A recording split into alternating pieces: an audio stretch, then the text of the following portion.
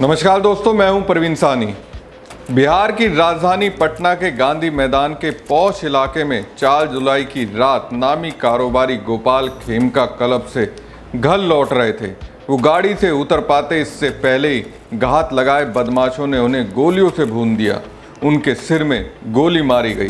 Police आई, लेकिन घंटे भर बाद, और वो भी तब जब थाना महज 300 मीटर की दूरी पर था। गौर कीजिए, ये बिहार की राजधानी के दिल का हाल है। 2 हफ्ते पहले ही पटना के पौष इलाके पोलो रोड पर एक युवक पर गोलियां बरसाई जाती हैं। नेता प्रतिपक्ष तेजस्वी यादव का आवास यहां से चंद कदम की दूरी पर है। सिवान में 4 जुलाई को ही 3 भाइयों को सरेआम काट डाला जाता है। अब एक दिन पीछे चलिए, 3 जुलाई की देर रात मकोमा में करीब 2:10 पर हथियारबंद बदमाश कैपिटल एक्सप्रेस में चढ़ते हैं और यात्रियों से लूटपाट करते हैं। बिहार में अपराध की ये टाइमलाइन लंबी होती चली जा रही है और सवाल हर कोई पूछ रहा है, ये हो क्या रहा है? बिहार में अपराधियों के हौसले इतने बुलंद क्यों हो रहे हैं? 4 जुलाई की शाम भगवानपुर के मलमलिया बाजार में 3 भाइयों को काट डाला गया। 2 पक्षों में फिल्म एनिमल स्टाइल में सरेआम खून खराबा हुआ। पुलिस का कहीं कोई अता पता नहीं था। जब घटना पर आक्रोश बढ़ा, सिवान छपरा और सिवान मसरक पर लोगों ने जाम लगाया तो पुलिस के हाथ पांव फूल गए। मौके पर पुलिस पहुंची तो गुस्साए लोगों ने खदेड़ दिया। कार्रवाई के नाम पर एसपी ने इलाके के थानेदार को सस्पेंड कर दिया। बीते दिनों पटना में मंत्री अशोक चौधरी के गेट के पास एक युवक पर गोली चलाने की घटना सामने आई थी। बगल में ही बिहार के पूर्व उप मुख्यमंत्री तेजस्वी यादव का भी बंगला है। पटना के वीआईपी इलाके में गोली चलने की घटना से प्रशासन अलर्ट हो गया था। बाइक पर सवार अपराधियों ने जिस युवक पर गोली चलाई थी वो बाल बाल बच गया। एयरपोर्ट थानेदार ने बताया था कि जिस पर फायरिंग हुई है उस युवक का नाम राहुल है। सुबह सुबह पैदल ड्यूटी पर जा रहा था, इसी दौरान उसके ऊपर फायरिंग हुई। तेजस्वी अब इस घटना को लेकर लगातार नीतीश को घेर रहे हैं। बक्सर में एक ही परिवार के 3 लोगों की गोली मारकर हत्या कर दी गई थी। घटना बक्सर के राजपुर के अहियापुर की थी। पुलिस की शुरुआती जांच में पता चलता है कि ये हत्याएं जमीन विवाद को लेकर हुई थी। गोलीबारी की घटना में 2 अन्य लोग भी घायल हुए थे। मई में ही मुजफ्फरपुर में बदमाशों ने एक युवक की सरेआम गोली मारकर हत्या कर दी थी। पुलिस ने मृतक की पहचान संजय चौधरी के रूप में की थी। इस घटना में एक अन्य शख्स घायल भी हुआ था। पुलिस की शुरुआती जांच में पता चला कि पूरा मामला जिले सदर थाना क्षेत्र के पताही में स्थित जगन्नाथ एलपी शाही कॉलेज के पास का है, जहां अपराधियों ने पताई जगन्नाथ के रहने वाले समाजसेवी संजय चौधरी को गोली मार दी, जिसको आनन फानन में इलाज के लिए मुजफ्फरपुर के निजी अस्पताल में ले जाया गया।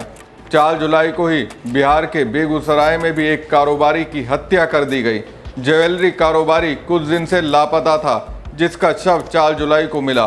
पीड़ित परिवार का आरोप है कि कारोबारी की हत्या पीट कर की गई है। पुलिस इस मामले में अभी जांच कर रही है। तो क्या बिहार में जंगल राज की वापसी हो चुकी है? क्या वारदातों का सिलसिला बदस्तूर जारी रहेगा? बिहार के बड़े उद्योगपति गोपाल खेमका की हत्या के बाद बिहार की सियासत गर्मा गई है। बिहार के कारोबारी और बीजेपी नेता गोपाल खेमका की गोली मारकर हत्या एक सामान्य घटना नहीं है। यह हत्या इस बात के संकेत है कि इस वक्त बिहार में किस तरह से सरकार चल रही है। हैरानी की बात तो यह है कि इसी तरह 6 साल पहले उनके बेटे गुंजन खेमका की भी हत्या हुई थी। ये घटना पटना के गांधी मैदान थाना क्षेत्र की है, जहां गोपाल खेमका रात 11 बजे के करीब होटल पनाश के पास अपनी सोसाइटी में लौट रहे थे। तभी बाइक सवार हमलावरों ने उन पर फायरिंग कर दी।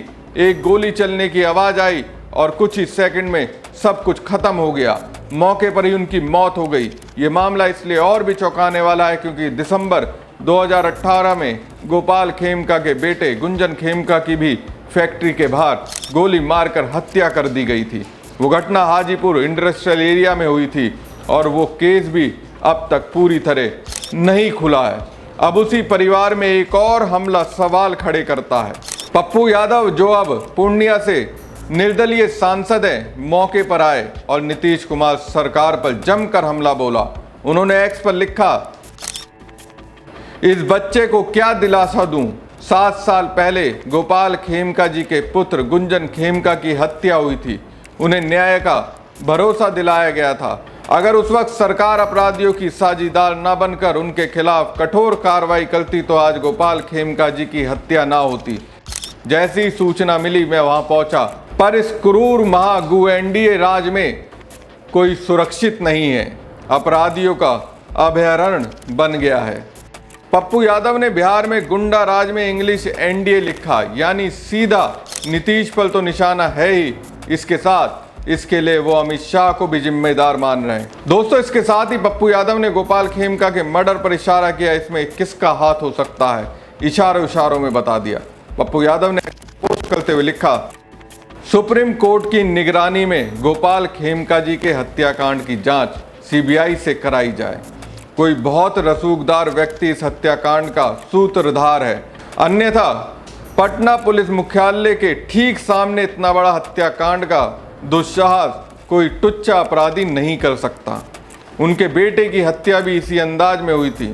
मतलब हत्यारा साजिशकर्ता एक ही है और शासन सत्ता से संरक्षित है। तो सत्ता संरक्षित कौन हो सकता है? लेकिन गोपाल खेमका का भी तो सत्ताधारी बीजेपी से नाता था। फिर कौन हो सकता है उनका हत्यारा? लेकिन खेमका की हत्या करने का स्टाइल बिल्कुल ही उनके बेटे की हत्या की तरह था। जाहिर सी बात है, पप्पू यादव अगर ये कह रहे हैं हत्यारा और साजिशकर्ता एक ही है तो इसे नकारा नहीं जा सकता। वहीं गोपाल खेमका की हत्या पर बिहार को नेता प्रतिपक्ष तेजस्वी यादव ने नीतीश सरकार पर जमकर हमला बोला। उन्होंने लोगों से पूछ भी लिया कि इसे जंगल राज क्यों नहीं कहा जा सकता।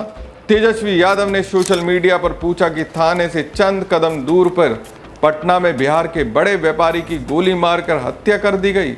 हर महीने बिहार में सैकड़ों व्यापारियों की हत्या हो रही है, लेकिन जंगल राज नहीं कह सकते क्योंकि इसे ही शास्त्रों में मीडिया मैनेजमेंट, परसेप्शन मैनेजमेंट और छवि मैनेजमेंट कहते हैं। इतना ही नहीं, तेजस्वी यादव ने सिवान में 3 लोगों की हत्या पर भी सवाल उठाए।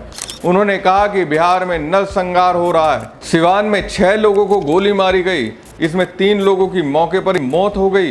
तेजस्वी ने तंज कसते हुए कहा कि अचेत मुख्यमंत्री की अगुवाई में विधि व्यवस्था ध्वस्त हो गई है।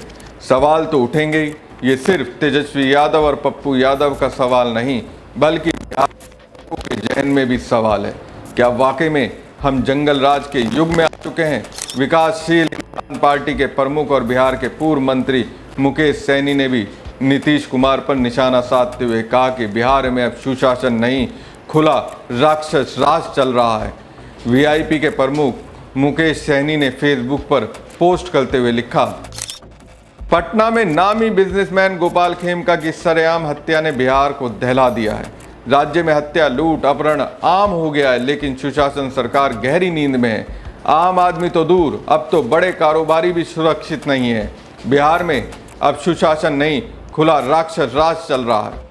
दोस्तों, ना तो नीतीश कुमार, ना ही बीजेपी और ना ही अमित शाह अपनी जिम्मेदारी से बच सकते हैं।